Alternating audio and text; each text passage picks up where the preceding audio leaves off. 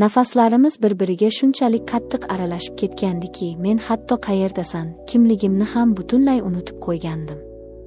Uning issiq, talabchan lablari bo'ynimdan pastga siljayotganda, men yillar davomida ichimda o'ldirib kelgan o'sha yovvoyi ayol uyg'onganini aniq his qildim.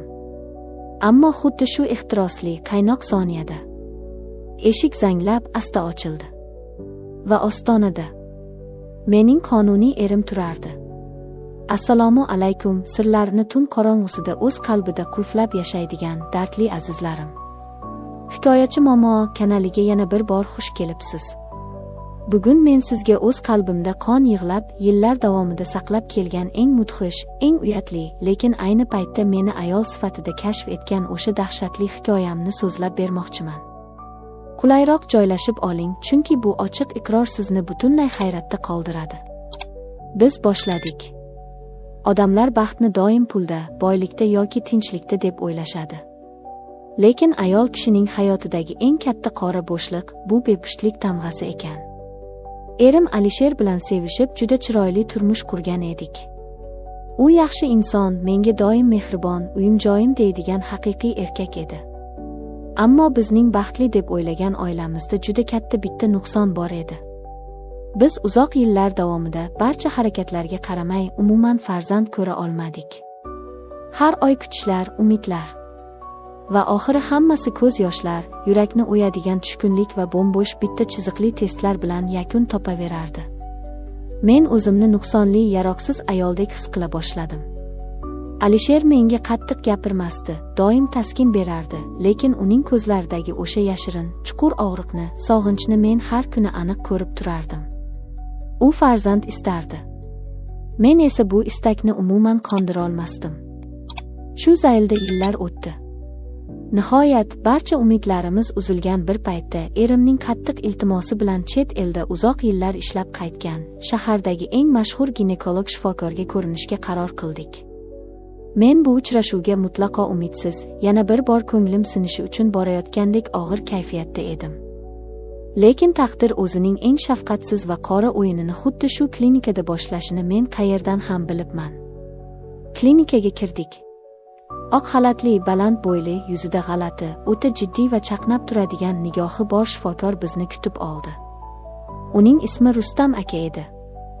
Uning ovozida qandaydir magnitdek ishonch, odamni o'ziga tortadigan kuchli bir energiya bor edi. U meni diqqat bilan, lekin umuman tibbiy emas, qandaydir yalang'och, o'tkir nigohlar bilan boshdan oyoq kuzatib chiqdi. Erim Alisher yonimda o'tirardi. Rustam aka menga qattiq tikilib turib, ko'p va ochiq savollar bera boshladi. Mening ahvolim, ayollik hislarim haqida shunday narsalarni so'rardiki, men erimning oldida uyalib, yerga kirib ketay derdim. Birozdan so'ng u erimni tahlil javoblarini olib kelish uchun tashqariga, pastga tushirib yubordi. Xonada faqat men va Rustam aka ikkimiz qoldik. Xonaga qandaydir og'ir, bo'g'uvchi, lekin qonni qaynaydigan darajada issiq bir jimlik cho'kdi. U mening qarshimdagi stulga o'tirdi.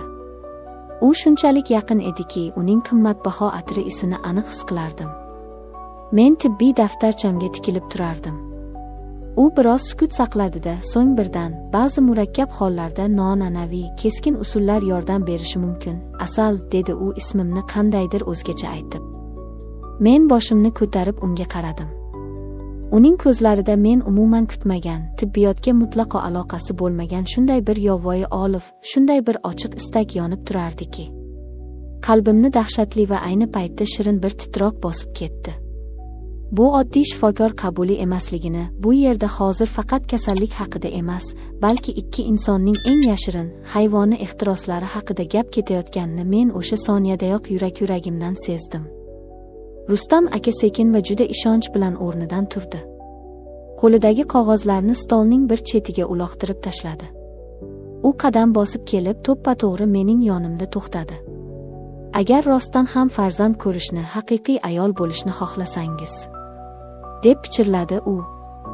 Ovozi shu qadar past, bo'g'iq va jozibali ediki, men o'zimni butunlay sehrlangandek his qildim. Ba'zida biz qat'iy axloqiy va tibbiy chegaralarni butunlay yengib o'tishimizga to'g'ri keladi, dedi u. Men tushundim. U nima demoqchi ekanini miyam bilan aniq tushundim. Men sakrab o'rnimdan turishim, bu iflosxonadan darhol qochib chiqib ketishim kerak edi. Lekin men jim edim. Yuragim qinidan chiqib ketgudek shiddat bilan ura boshladi. Boshimda ming xil qo'rquvlar, savollar girdobdek aylanardi. Ammo mening sotqin tanam, u o'zining mutlaqo boshqa qarorini allaqachon shu soniyalarda chiqarib bo'lgan edi. U yana bir qadam yaqinlashdi. Endi oramizda umuman masofa qolmagandi. Uning og'ir, issiq nafasi to'g'ri mening yuzimga urildi. U qo'lini ko'tarib bilagimdan ohista, lekin qattiq ushladi. Bu teginishda shunchalik katta erkakchasiga kuch, shunchalik mag'rurlik bor ediki. Lekin unda hech qanday shoshma-shosharlik yo'q, faqatgina mudhish ishonch va chuqur istak jamlangan edi. Men qochish o'rniga beixtiyor, aqlimni yo'qotgandek ko'zlarimni yumdim. Ko'nglimda kuchli gunoh hissi, do'zax qo'rquvi bo'lsa-da, 10 yildan beri uxlab yotgan ayollik ehtirosim u bilan butunlay til topishib ulgurgandi. U meni tibbiy yotish joyiga, o'sha oq choyshab ustiga sekin, ohista yotqizdi. Men hatto qarshilikning kichik bir uchqunini ham ko'rsata olmadim. Nafaslarimiz bir-biriga shiddat bilan aralashib ketdi. U ustimga engashib teginishni boshlaganda, mening ichimda go'yoki uzoq yillardan beri qurib yotgan qandaydir to'g'on parchalanib, portlab yorilib ketgandek bo'ldi. Bu qanday darajadagi tuyg'u ekanini sizga so'z bilan tushuntirib bera olmayman. Yillar davomida ichimda siqilib, to'planib qolgan alamlar, erimga berolmagan ehtiros, inkor etilgan sirli istaklar, ayol kabi sevilish sog'inchi va ko'ksimni kuydirgan barcha orzular shu bitta teginishda vulqondek otilib chiqdi. O'sha iflos kun, o'sha sovuq xona. Men hayotimdagi eng gunohkor, eng ehtirosli, o'ta dahshatli va unutilmas onlarni boshdan kechirdim. Uning lablari hech qanday ruxsatsiz, shafqatsizlarcha bo'ynimdan pastga qarab ehtiros bilan siljib borardi. Men uning bu yovvoyi harakatlarida butunlay erib ketgan edim. Nafaslarim tezlashgan, aqlim o'chgan, qattiq urayotgan yuragim go'yoki butun klinikani, butun xonani titratib yuborayotgandek tuyulardi. O'sha mudhish lahzada men uchun butun dunyo to'xtagandek edi. Na vaqt, na joy, na qoidalar muhim emasdi. Olamda faqatgina uning issiq tanasi va mening lazzatim qolgandi xolos. Lekin inson baxt va gunoh cho'qqisida turganida, taqdir uni qanday qilib pastga, qora tuproqqa uloqtirishni juda yaxshi biladi. Ayni o'sha sarxush, aqldan ozgan daqiqada xonaning temir eshigi ohangrabodek sekin, zanglagan ovoz bilan g'iyqillab ochildi. Men ovozni eshitib, beixtiyor cho'chib tushib qotib qoldim. Nafasim ichimga tiqilib qoldi. Asal. Bu ovozni, bu sinik, og'riqqa to'la pichirlashni umr bo'yi tanimasligim umuman mumkin emas edi. Erim. Mening halol erim Alisher o'sha eshik kesaksini ushlab qotib turardi. Uning nigohlari to'ppa-to'g'ri oq choyshab ustidagi bizning sharmandali, yalang'och tanalarimizga tikilib qolgan edi. Uning lablari ochiq qolgan, miyasi ko'rgan narsasini hazm qila olmaganidan orasidagi so'z qotib qolgandi. Uning ko'zlarida shunday dahshatli umidsizlik, o'ldiruvchi ishonchsizlik, shunday qattiq azob va alam bor ediki, men uni shunchaki tildan qoldirgan edim. Shifokor Rustam aka ham eshik ochilishini ko'rib, darhol shosha-pisha orqaga tisarildi. U o'z kiyimlarini tartibga solishga urinardi. Men esa o'rnimdan turishga ham, qochishga ham madorim yo'q, xuddi murdadek joyimda qotib yotardim. Tanam hali ham u boshqa erkak bilan bo'lgan o'sha yovvoyi lahzaning ta'sirida dir-dir qaltirardi. Ammo yuragimga shunday sovuq, o'limkash bir qon yugurdiki, men o'zimni tiriklayin ko'milgan deb bildim. Bu shunchaki senga yordam berish, bolali bo'lishimiz uchun edi. Degan bema'ni, ahmoqona va qip-qizil yolg'on gaplar tilimning uchigacha keldi-yu, lekin bitta so'z ham og'zimdan chiqmadi. Men o'zimni shunday oqlashga harakat qildimmi? Qanday pastkashlik! Alisher esa gung bo'lib jim edi. U sekin, qaltiragan qo'llari bilan eshikni o'zining ortidan qattiq yopdi. Lekin u xonadan qochib chiqmadi. O'sha tikilgan nigoh, xonadagi o'sha o'lik va og'riqli sukut meni har qanday so'kishdan, har qanday do'pposlashdan ko'ra ko'proq, 1000 marta ko'proq qiynab, azoblab yubordi. Alisher jim o'rnidan qimirlab, bir qadam oldinga, to'g'ri biz tomonga qadam qo'ydi. Men sendan farzand ko'rish uchun bunday yordam so'ramagandim, Asal, dedi u o'ta past, lekin parchalanib ketgan yurakdan chiqayotgan ovozda.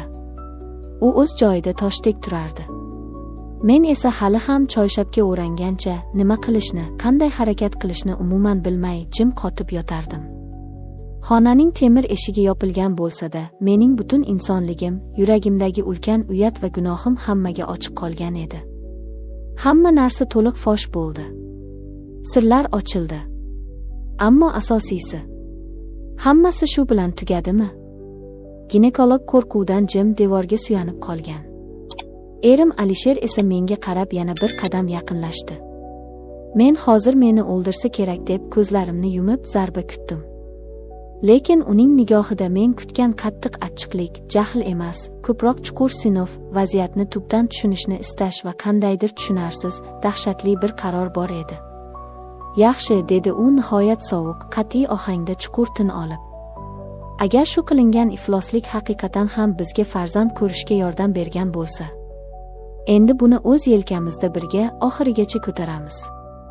Men umuman tushunmadim. Mening aql-hushim joyida emasdi. Bu nima degani o'zi? Bu qanaqasiga kechirimmi? Yo men bilmagan mutlaqo boshqa qora narsami? Nega u meni urmayapti? To'satdan Alisher stol yoniga kelib, to'g'ri ko'zlarimga termulib pichirladi. Ammo bilib qo'y. Endi sen aniq tanlashing kerak bo'ladi, Asal. Sen aniq kim bilan davom etasan? O'zingga baxt bera olmagan men bilanmi? Yoki farzand bergan u bilanmi? Men qo'rquvdan ko'zlarimni qattiq yumdim.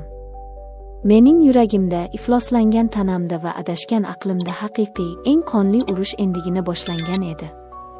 Endi tanlov vaqti kelgandi. Eng qiyin va azobli tanlov. Kimni tanlash kerak? Gunohga botgan bu ayol. Bu dahshatli, kechirib bo'lmas voqea bilan qanday qilib hayotda yashab qolish mumkin? Azizlarim, sizlardan so'rayman.